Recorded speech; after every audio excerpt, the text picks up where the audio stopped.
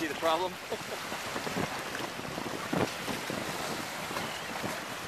Okay, we're with Galveston Island Beach Patrol Chief Peter Davis. And Peter, you told me this is where you've had to make a few rescues, including a couple recently, is that right?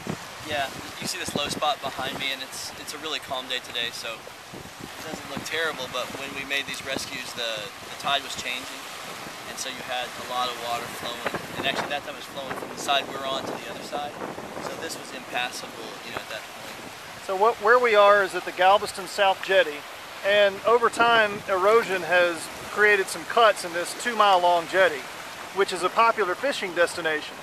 But at night, some fishermen can't see the tide coming in and get trapped, and if they're lucky enough to have a cell phone, they call 911, and that's when they paid you out to come over here to effect a rescue. That's basically it, yeah. And, a lot of times you'll go out and it won't be any problem at all. It's really low tide, it's really flat. But all it takes is a little change in the wind or a change in the tide, and suddenly you've got surf breaking over the top, and what was an easy walk on the way out is almost impassable on the way back because of all the slippery rocks and these cuts like this where you'd have to basically swim across.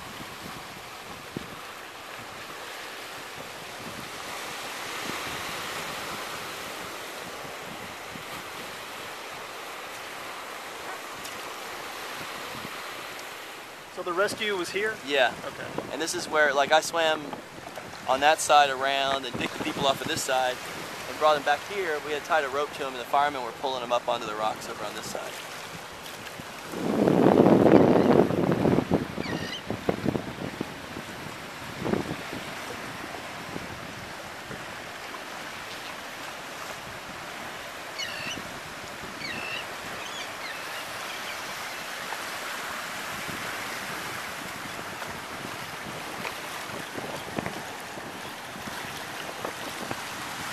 So I guess if you time your crossing at the right spot. Today. Yeah. Today.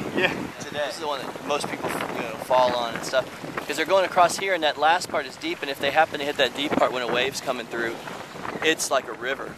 There's also, when tides come in, they come in at different speeds. Like here on the beach side at high tide, you still got a medium tide on the ship channel, and so the water's going to be high here and low there, so it's moving through these cuts really quickly when the tide's changing. So even if there's not a lot of surf action, you've got water pushing through like a river. And the opposite is true here. Low tide on the beach is still pretty high there because all that water from Houston all the way down has to empty through here.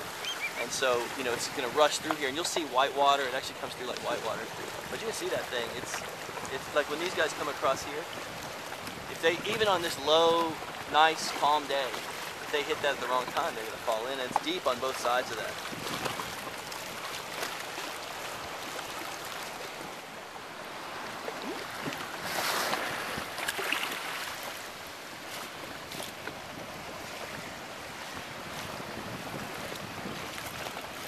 See the problem? I hope you got that on film. Yeah. It's a bit bumpy, but... You see why I say this is the worst one? Now there's a deep spot up ahead of him he's got to get through. Now when they came out, it could have been lower tide than this, so it wasn't such a big deal getting across. And now it all changes. See where he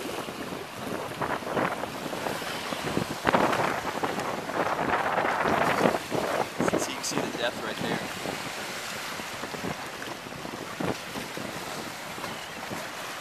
And all day, people are going through there. But people are crossing this, their hands are full, they're carrying heavy fish, and a lot of them don't know how to swim, and they're not wearing life jackets.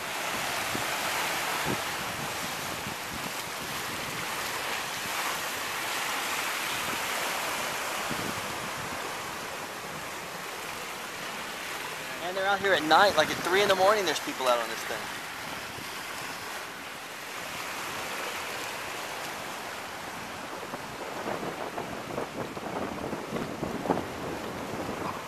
this is where a lighthouse used to be at one point? Yeah, this is the base of the lighthouse. You can see where the posts are fastened and everything right there.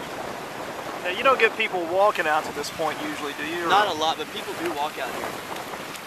It's possible on a low tide day to walk all the way out here. In fact, those guys that we pulled in the other night had supposedly been to the end of the jetty. So they walked all the way out here and all the way back. It's 2 miles long, so you could see how long it would take you to get across those rocks. Well, you know, it took us 7 minutes by jet ski to get to this point from the flat part of the jetty before the rocks begin. And I'm thinking that when the rocks begin, it's slow going on the walking. What it takes an hour and a half to get out to the end here? Or? Yeah, I would imagine. I walked out here one time just to see what it was like. And it took me a long time. I think the whole trip was 3 hours.